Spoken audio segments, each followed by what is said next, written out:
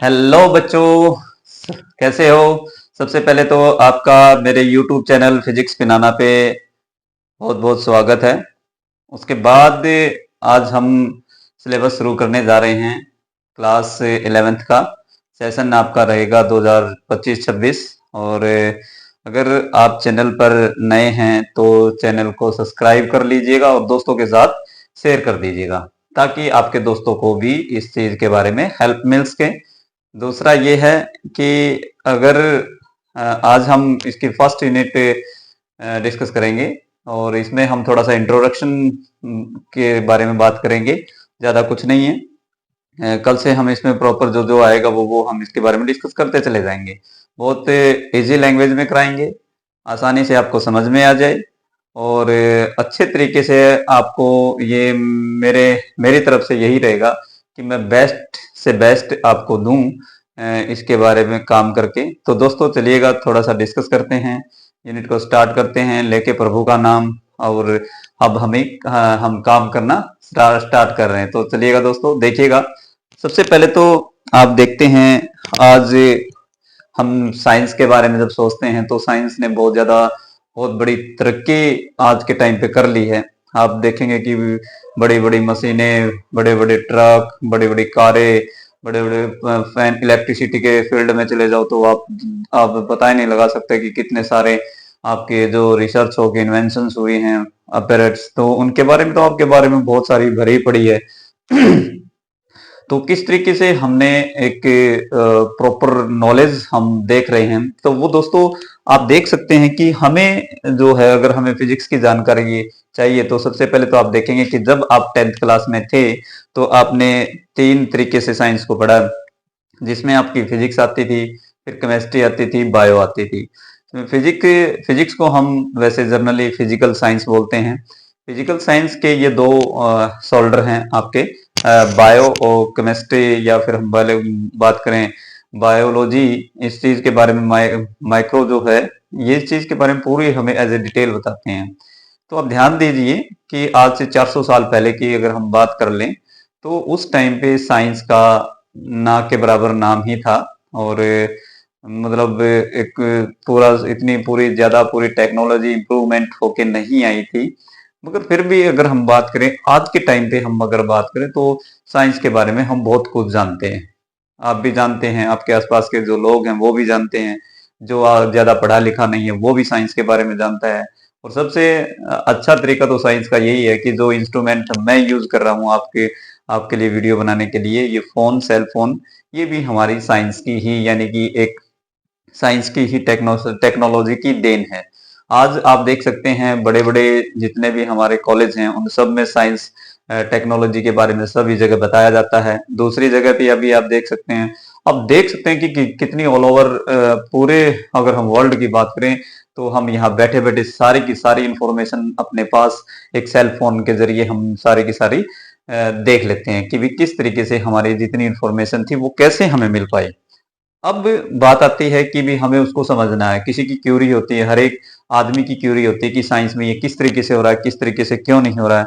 तो उसके लिए दोस्तों हमें फिजिक्स के बारे में जानकारी होनी बहुत जरूरी है कि टेक्नोलॉजी कैसे इंप्रूवमेंट हो चुकी है आज के टाइम पे। तो उसको समझने के लिए सबसे पहले हमें थोड़ा सा फिजिक्स के बारे में अच्छी सी नॉलेज होनी चाहिए, तभी हम ये चीजें देख सकते हैं। सैटेलाइट आप देख लो कि रॉकेट लॉन्च करते हैं तो उस टाइम पे सैटेलाइट जो होता है ऑर्बिट में सिचुएटेड कर दिया जाता है, जो कि हमें सारी इंफॉर्मेशन कलेक्ट करके हमें देता रहता है। और नेचुरल सैटेलाइट की अगर हम बात करें तो मून आपका एक नेचुरल सैटेलाइट है आज का। तो दूसरा ये है कि अर्थ जो है हमारी, अर्थ की अगर हम बात करें, पहले हम सोचते थे बहुत सालों पहले जब स्टार्टिंग भी नहीं हुई थी तो उसमें हम सोचते कि अर्थ हमारी एक जगह पे है और पूरा का पूरा यूनिवर्स या सन है उसके चारों तरफ चक्कर लगाता रहता है। तो ये हमारी सोच थी उस टाइम पे। तो आप देख सकते हैं कि किस तरीके से वो चीजें इम्प्रूव होके यहाँ तक आई हैं। और आज हमने उनके बारे में कितने सारे एक तरीके से डिस्कशन की बात करें, डिस्कस किया है बच्चों से। आज हम डे बाय डे बहुत बड़े बड़े प्रोजेक्ट बना रहे हैं। पता नहीं आज के टाइम पे तो क्या क्या मतलब इम्प्रूवमेंट हो गई है। तो डेवलपमेंट भी हुई है, इम्प्रूवमेंट भी हुई है। तो आज के टाइम पे तो हम कह सकते हैं कि भारत के अंदर भी बहुत ज्यादा टेक्नोलॉजी एक तरीके से यूज हो रही है। तो दोस्तों इसी के साथ हम शुरू करते हैं कि भी थोड़ा सा देख लेते हैं। हमने बोर्ड पे कुछ लिख दिया है, इस बोर्ड के ऊपर लिखे हुए को हम कुछ पहला थोड़ा सा समझने की कोशिश करते हैं, फिर और थोड़ा सा आगे डिस्कस करते हैं। देखिएगा, यहाँ पे मैंने जो है क्लास जो है आपकी 11th है, यूनिट फर्स्ट है, चैप्टर फर्स्ट आपका फिजिकल वर्ल्ड है, वर्ल्ड। ठीक है, फिजिकल वर्ल्ड में आपका यानी कि एक फिजिकल संसार जो है आपका, उसमें क्या क्या चीजें हैं हमारी। सबसे पहले तो हमें नेचर के बारे में पता होना चाहिए। पेड़ पौधे, फूल पत्ते, एनिमल्स, ये सब किस में आते हैं? नेचर में आते हैं। ये तारे हैं, जितने भी स्टार हैं, प्लैनेट्स हैं, सन है, अर्थ है, सब के सब नेचर नेचर में इंक्लूड है। तो जब इनमें डिस्टरबेंस होता है, जब इनमें डिस्टरबेंस होता है, जैसे कि अर्थ के मौसम में डिस्टरबेंस हो रहा है, या सन के कुछ ऐसा डिस्टरबेंस हुआ है, या और तरीके से कोई डिस्टरबेंस हुआ है, तो इन सब डिस्टरबेंस होने की वजह से कुछ घटनाएं घटती हैं, कुछ नेचुरल फिनोमिनॉन हमारे इवेंट जो होते हैं वो होते रहते हैं। जैसे भूकंप आ गया है, तो वो भी एक नेचुरल फिनोमिना है। आंधी तूफान आ गई हैं, वो भी एक नेचुरल फिनोमिना है। जब छोटे बच्चे होते थे हम, तो हमारे जो माताएं थी वो यही कहती थी कि जो कि भी बादल गड़गड़ा रहे हैं, बिजली गिरने वाली है। तो बाद में पता लगा कि बादल, हम सोचते रहते थे कि बादल क्यों क्यों गड़गड़ाते रहते हैं, क्यों उनसे इलेक्ट्रिसिटी निकलती रहती है। तो ऐसी बहुत सी सारी चीजें हैं दोस्तों, जो सोचने को आपको सोचने पर मजबूर कर देंगी। और मैं बात करूं तो ये बहुत लंबी चौड़ी बात हो जाएगी इस चीज के, इस टॉपिक के ऊपर हम बहुत से लंबी चौड़ी बात कर सकते हैं। मगर पहले इसको देख लेते हैं एक बार क्या है इसमें। सबसे पहले तो यूनिट जो फर्स्ट है आपकी, वो चीज हम देखते हैं। फिजिक्स क्या है? फिजिक्स एक ब्रांच है ऑफ साइंस। किसकी है? साइंस की ये एक ब्रांच रहेगी। साइंस की कौन सी है? ये साइंस की ब्रांच है। साइंस की हमें साइंस में पढ़ा था ना हमने, फिजिक्स, केमिस्ट्री, बायो। तो ये उन्हीं उस तीनों में से, इन तीनों में से ये ये एक है। ठीक है, यहाँ पे।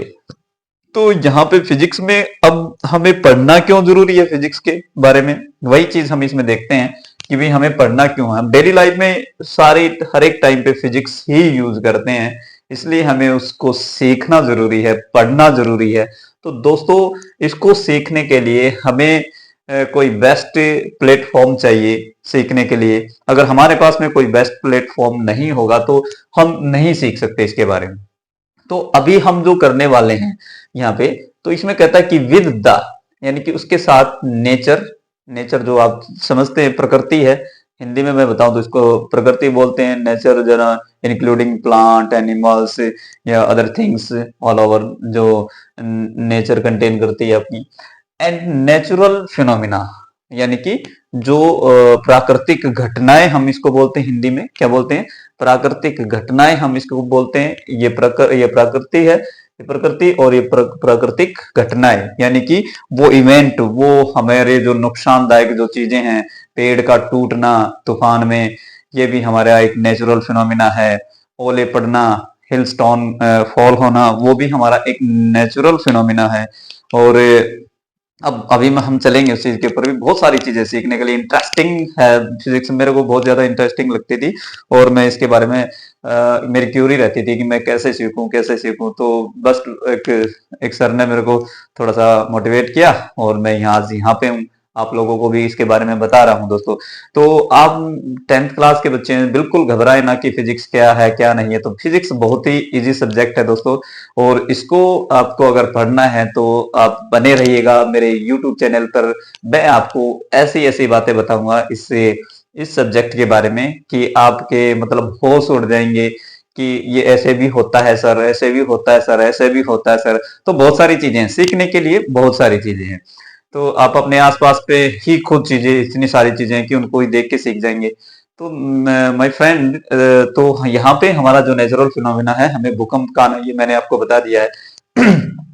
फिर कहता है कि 400 साल पहले की बात अगर वो कर रहा है यहाँ पे, कि अर्थ को हम स्टेशनरी समझते थे, अर्थ एक जगह पे है, और जो यूनिवर्स है, सेंटर ऑफ द यूनिवर्स, यानी कि पूरे ब्रह्मांड में अर्थ जो है हमारी पूरे ब्रह्मांड के सेंटर में है। यानी कि पूरा ब्रह्मांड की मैं अगर बात करूं तो यहाँ पे मैं एक चीज दिखा देता हूं आपको। ये छोटा सा है, ये देखिएगा, ये पूरा ब्रह्मांड है। ये यहाँ पे, और इसमें क्या दिखा रखा है, ये मैं खरीद के लेके आ जाता हूँ कई बार। तो इसमें कहता है कि जो ये अर्थ है हमारी, ये पूरे प्लेनेट है आपके पास में, जैसे सन है, मरकरी है, वेनस है, मार्स है, सैटर्न है, नेपच्यून है, यूरेनस है, इनके सबके ये डिस्टेंस वगैरह सब दे रखे हैं। तो जो ये अर्थ है हमारी, हमारा जो हम जहां पर रहते हैं, हम इस कितने नंबर पे रहते हैं, 1 2 3, यानी कि तीसरे नंबर पर हम इस ग्रह पे, इस प्लेनेट पे रहते हैं। तो यहाँ पर हमारा एटमॉस्फेयर है, इसलिए रहते हैं। अगर एटमॉस्फेयर नहीं होता तो हम नहीं रह पाते, हमें ऑक्सीजन चाहिए, वो भी एक एक सेकंड के लिए, एक एक सेकंड में ऑक्सीजन चाहिए। अगर एक एक सेकंड में ऑक्सीजन नहीं मिली हर एक जीव जंतु को, हर एक प्राणी को, तो वो जीवित रह ही नहीं सकता। तो यहाँ पे क्या करना है मेरे दोस्तों, मेरे प्यारे भाइयों, कि भी हमें इस चीज को प्रॉपर तरीके से समझना है कि किस तरीके से ये चीज हो रही है। आज के टाइम पे इनको एक सीरीज में भी लगा दिया। क्या पहले 400 साल पहले क्या ऐसी नॉलेज थी हमें कि भाई सारे के सारे प्लेनेट की हम नंबरिंग कर पाए? कैसे पता लगा? ये भी तो चीज देखने की है। मान लो ये पूरा का पूरा एक डायग्राम, एक पूरा आपके पास में पिक्टोरियल मैंने आपके सामने रिप्रेजेंट किया, तो क्या आप लोगों को पता था क्या उस टाइम पे, या हम आज के टाइम पे बात करें, आज के टाइम पे तो खैर जैसे कि जैसे तैसे हमें पता है, मगर उस टाइम पे क्या हमें ये चीजें पता थी? नहीं थी। ना ही हमें ये पता था कि मरकरी सन के नजदीक है, उसके बाद वीनस है, फिर उसके बाद मार्स भी आता है, जुपिटर आता है, सैटर्न आता है, नेपच्यून आता है। हमें नहीं मालूम था। हमें इतना मालूम था कि हमारी अर्थ पूरे के पूरे सोलर सिस्टम में बीच में है। कहां पे है? बीच में है।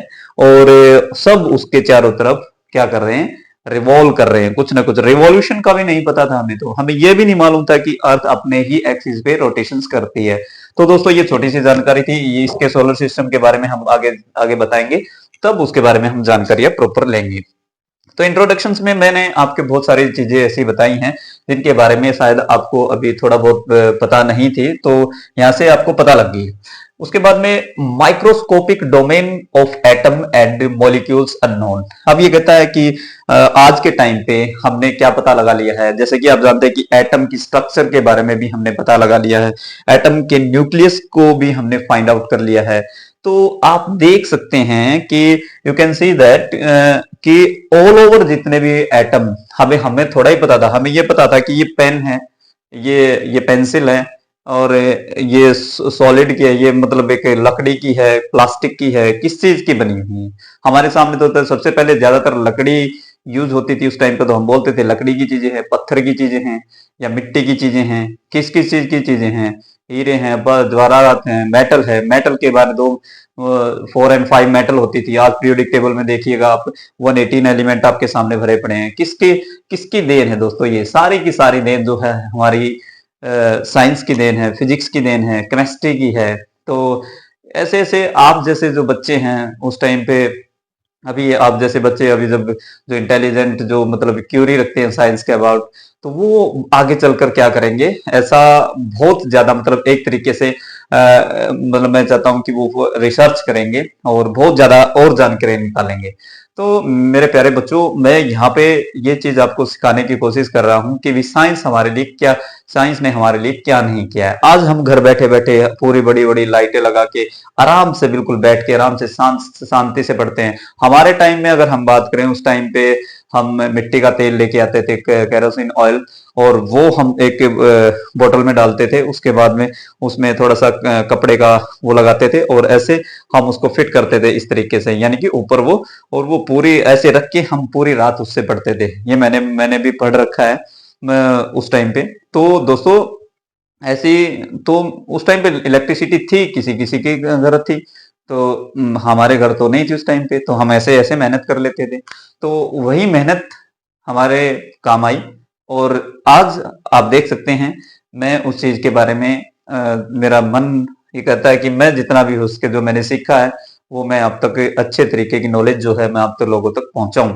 तो ये मेरा फर्ज भी बनता है कि जो मेरे पास है मैं बच्चों को दे के जाऊं, क्योंकि बनना तो सभी को हो दोस्तों। तो यहाँ पे ये चीजें मैंने इसके बारे में की। तो माइक्रोस्कोपिक का मीनिंग होता है, जो आज के टाइम पे हम ये सोचते हैं ना कि भाई कीड़े मकोड़े जो हम जिनको खुली आंखों से देख नहीं सकते, वो माइक्रोब है। क्या है वो? माइक्रोब है। और माइक्रोब को देखने के लिए फिजिक्स का इसमें बहुत ज्यादा इंपॉर्टेंट रोल है। आपका बायोलॉजी के अंदर, क्योंकि फिजिक्स के जरिए ही हमारे मिरर, लेंस और कंपाउंड माइक्रोस्कोप तैयार होके तब ये चीजें हम देख पाए हैं माइक्रोब को। मगर फिजिक्स में माइक्रोब का क्या मीनिंग है? माइक्रोस्कोपिक है, यहाँ पे माइक्रोब्स नहीं है, माइक्रोस्कोपिक है। ध्यान से देखेंगे, माइक्रोस्कोपिक, वहां पे माइक्रोस्कोप नहीं होगा, वहां पे माइक्रोब होगा, यानी कि बहुत ज्यादा छोटे जीव जंतु। तो माइक्रोस्कोपिक ये आपके पास में है। माइक्रोस्कोपिक लेवल होता है, इतना छोटा लेवल होता है जिसको हम खुली आंखों से नहीं देख सकते। ये इसको ऐसे ही समझें जैसे हम कई बार क्या करते हैं, वायर जब ऐसे स्पार्किंग करवाते हैं तो उस टाइम पे हम चार्ज इलेक्ट्रॉन प्रोटॉन को प्रॉपर देख नहीं सकते, तो वो माइक्रोस्कोपिक लेवल है। डोमेन का मीनिंग आप समझते हैं, एटम की एंड मॉलिक्यूल्स की, उनकी डोमेन हमने पता लगाई है कि किस तरीके से ये चीजें हमारे उस टाइम पे हम अननोन थे इन चीजों के बारे में, हम जानते ही नहीं थे कि क्या है माइक्रोस्कोपिक, क्या है एटम और क्या है मॉलिक्यूल्स, इन चीजों के बारे में हम नहीं जानते थे। मगर उसके बाद में एक थ्योरी कॉपरनिकन थ्योरी जो आई, उन्होंने साइंस के बारे में थोड़ा सा बताया, ब्रह्मांड के बारे में, सोलर सिस्टम के बारे में बताया। मगर ये नो साइंस बेस्ड टेक्नोलॉजी, तो ये कोई भी साइंस बेस्ड टेक्नोलॉजी नहीं थी, तो इसको मतलब फेल कर दिया गया कि भी नहीं, ये कोई मतलब प्रॉपर तरीके से इस चीज के बारे में नहीं है। दूसरा है close relationship between theory and experiment. अब हम बात करें कि भी जो हमारा जो साइंस का जो रिलेशनशिप रहता है, वो ये होता है कि वो थ्योरी का और एक्सपेरिमेंट का बहुत ज्यादा क्लोज रिलेशनशिप है। अगर हमें थ्योरी आती है तो हम ये कहेंगे कि भी हमें क्या करना चाहिए, हमें एक्सपेरिमेंट करना चाहिए। तो हमें पता है कि भी हम किसी भी मशीन के पार्ट को अगर लिखते हैं, उसके बारे में, उसका डायामीटर, उसका सर्कुलेशन, उसका सर्कुलर फॉर्म, या किस तरीके से भी उसके पूरी की पूरी कैलकुलेशंस अगर हम राइट करते हैं, तो राइट करने के बाद की बात अगर मैं बात करूं यहाँ पे, तो वहां पे हमें उसके बारे में पूरी की पूरी फुल मतलब नॉलेज होनी चाहिए उसके बारे में। हम उसको प्रैक्टिकली कर भी सकते हैं। अब आपको साइकिल चलाना एकदम से तो आया नहीं होगा, आपने पहले उसको देखा होगा, किसी से सीखा होगा, बेटे ऐसे करना है, ऐसे करना है, ऐसे करना है, थ्योरेटिकल, फिर आपने प्रैक्टिकल करके देखा। तो क्या है, आपका क्लोज रिलेशनशिप है उस चीज के लिए, उसके साथ साथ। अब यहाँ पे हम पेन के बारे में, ये मार्कर है, मार्कर के बारे में सबको पता है कि मार्कर है, तो मार्कर में थ्योरी बता दी, इसमें इंक भी है, इसमें लिखता भी, ऐसे भी। अब मेरे को क्या करना पड़ेगा, इसके मैं कंसीडर करूंगा कि मैंने इसको ओपन किया, मैंने इसको बोर्ड पे ऐसे राइट करने की कोशिश की, तो ये एक्सपेरिमेंट हो गया इस चीज का। क्या हुआ, इसका एक्सपेरिमेंट हुआ, और इसी एक्सपेरिमेंट के जरिए ये चीज समझी गई कि भी किस तरीके से हम इसी के ऊपर काम करें। तो आगे चलते हैं दोस्तों, थोड़ा सा और नॉलेज बहुत है इसके बारे में, हम बहुत पूरी रात डिस्कस कर सकते हैं। मैकेनिक्स क्या है? अब इसमें हमारे पास में 5 पोर्शन है। 5 पोर्शंस क्या हो गए हैं? मैकेनिक्स है, सबसे पहले मैकेनिक्स है मोशन जो है of material object. Material object कोई भी होगा, उसका मोशन होगा, वो मोशन में किस तरीके से वर्किंग में है, किस तरीके से है। तो यहाँ पे ऑब्जेक्ट का मोशन में होना बहुत जरूरी है। तो मोशन, जब ऑब्जेक्ट मोशन में हो, तो उस साइंस को, उस फिजिक्स को हम क्या बोलते हैं? तो उसको हम मैकेनिक्स बोलते हैं। क्या बोलते हैं दोस्तों? मैकेनिक्स बोलते हैं। उसके बाद हमारी बात आती है थर्मोडायनेमिक्स। थर्मोडायनेमिक्स जो है आपके पास में, थर्मो का मीनिंग हमें पहले से ही पता लग रहा है कि ये हीट वगैरह के बारे में है। थर्मल का मतलब हीट वगैरह के बारे में, डायनेमिक मतलब मोशन है, हीट है, टेम्परेचर है, and behaviour of A system. ये कहता है कि जो हीट है, टेम्परेचर, गर्म गर्म होना, किसी चीज का गर्म किसी चीज को करेंगे तो उसका टेम्परेचर इंक्रीज होगा। And the behaviour of A system, behaviour of A system, large number of particle. तो वहां पे लार्ज नंबर पार्टिकल्स अवेलेबल होंगे, उन लार्ज नंबर जो पार्टिकल्स अवेलेबल हैं, उनकी अगर हमें स्टडी करनी है, तो आप देखेंगे दोस्तों, यहाँ पे हमें किसका सहारा लेना पड़ेगा? उस साइंस को हम बोलते हैं थर्मोडायनेमिक्स। ओके, तो यहाँ पे हम इसमें लार्ज नंबर ऑफ पार्टिकल की स्टडी करते हैं। दूसरा है इलेक्ट्रोमैग्नेटाइज्म। अब ध्यान से देखेंगे तो इलेक्ट्रो है, इलेक्ट्रो का मीनिंग होता है चार्ज, आपके पास में प्रोटॉन, इलेक्ट्रॉन, न्यूट्रॉन्स। और मैग्नेटाइज्म यानी कि जो एक तरीके से मैग्नेटिक फील्ड में अगर हम उनको रखें तो वो किस तरीके से काम करेंगे, तो वो चीज यहाँ पर हमारी स्टडी की जाती है, किसमें? इलेक्ट्रोमैग्नेटाइज्म में। उसके बाद रिलेटिविटी मान लीजिए आप ट्रेन में बैठे हैं, प्लेन में बैठे हैं, या किसी बहुत ज्यादा हाई स्पीड के व्हीकल में आप बैठे हैं, और जब आप विंडो से बाहर की तरफ देखते हैं तो आपको लगता है कि मैं वहां पे रेस्ट में हूं और जो बाहर बंदा खड़ा है वो बहुत ज्यादा मोशन में है। तो इसका मीनिंग क्या हुआ दोस्तों, वहां पे वो रिलेशन है उनका आपस में, तो इसलिए रिलेटिव जो मोशन है वहां पे वो वहां पे डिस्कस किया जाता है। इसके अंदर रिलेटिविटी थ्योरी है ये आपकी, ये बहुत ज्यादा डिस्कस की जाती है, ये हम आगे चल के डिस्कस करेंगे। छोटा सा मैं यहाँ पे बता देता हूँ क्वांटम मैकेनिक्स क्या है। क्वांटम मैकेनिक्स में बहुत ज्यादा स्मॉल पार्टिकल्स, आप ये सोचे अपने दिमाग में कि भी हम वहां गए थे, पूरे दिन में आप जब विजिट करते हैं हेयर एंड देयर, टोटली क्या होता है कि आपके दिमाग में बहुत सारी पिक्स जो होती हैं बन जाती हैं। क्या पिक्चर ऐसे बन के आ जाती है आपके सामने, ऐसे होगी दिमाग में? बिल्कुल नहीं। आपके दिमाग में वो वेव की फॉर्म में मतलब क्या हो जाती है, पिक्चर आपकी बन जाती है आपके माइंड में। और पिक्चर कहाँ बनती है? रेटिना पे।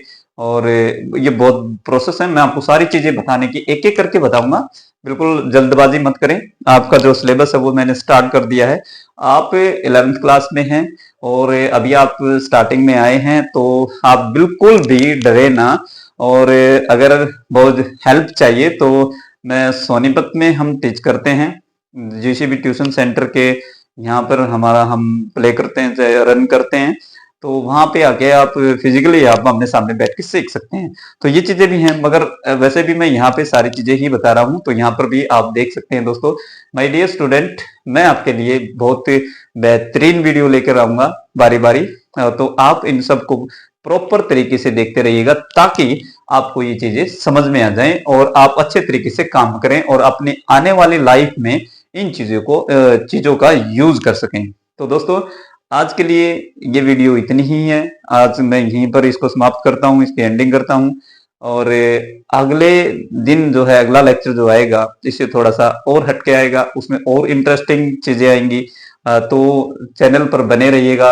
अगर चैनल पर नए हैं तो दोस्तों चैनल को सब्सक्राइब कर दीजिएगा। अगर वीडियो अच्छी लगे तो लाइक कीजिएगा और दोस्तों के साथ शेयर कीजिएगा ताकि आपके दोस्तों को भी हेल्प मिल सके। ठीक है, तो दोस्तों आज के लिए इतना ही। थैंक यू आपका, आपने मेरी वीडियो देखी। और जय हिंद, जय